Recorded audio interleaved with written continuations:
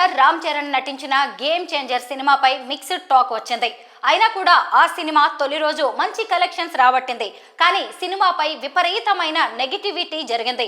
Social media వేదికగా కొంతమంది పనిగట్టుకుని మరీ గేమ్ చేంజర్ పై నెగిటివిటీని పెంచేశారు. అలాగే ఆంధ్రప్రదేశ్లో ఓ లోకల్ ఛానల్లో ఏకంగా సినిమా హెచ్డి ప్రింట్ వేసేశారు. ఇలా గేమ్ చేంజర్ పై చాలా కుట్ర జరిగింది. ఇదే విషయంపై ఇండైరెక్ట్ గా స్పందించిన మ్యూజిక్ డైరెక్టర్ తమన్ ఇటీవలే డాకు మహారాజ్ సక్సెస్ ఈవెంట్ లో సినిమాను చంపేయకండి అంటూ నెగిటివ్ ట్రోల్స్ గురించి చేసిన వ్యాఖ్యలు ఇప్పుడు సోషల్ మీడియాలో విపరీతంగా వైరల్ అయ్యాయి.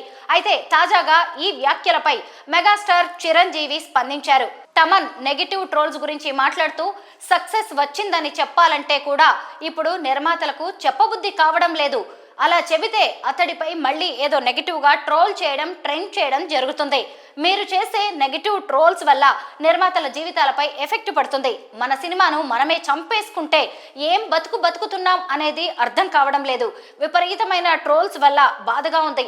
ఒక సక్సెస్ ను ఓపెన్ గా చెప్పలేకపోతున్నాము.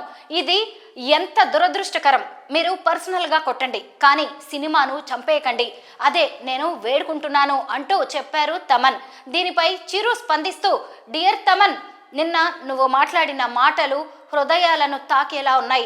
ఎప్పుడు సరదాగా మాట్లాడుతూ ఉండే నీలో ఇంత ఆవేదన ఉండడం నాకు ఒకంత ఆశ్చర్యంగా కూడా అనిపించింది. కానీ మనసు ఎంత కలత చెందితే నువ్వు ఇలా స్పందించావో అని అనిపించింది.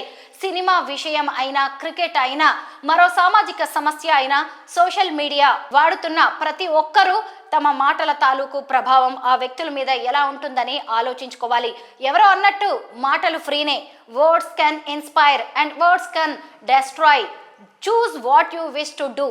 మనం పాజిటివ్గా ఉంటే ఆ ఎనర్జీ మన జీవితాలను కూడా అంతే పాజిటివ్గా ముందుకు నడిపిస్తుంది అంటూ ట్వీట్ చేశారు. అంటే గేమ్ చేంజర్ పై కావాలనే నెగిటివిటీని స్ప్రెడ్ చేసినట్టు మెగాస్టార్ కూడా భావిస్తున్నట్టు ఆయన మాటలను బట్టి అర్థమవుతోంది. మరి ఈ విషయంపై బహిరంగంగా మాట్లాడకపోయినా అందుకు కారణమైన వారిని ఇంటర్నల్గా గుర్తించే పనిలో చిరంజీవి ఉన్నట్టు సమాచారం.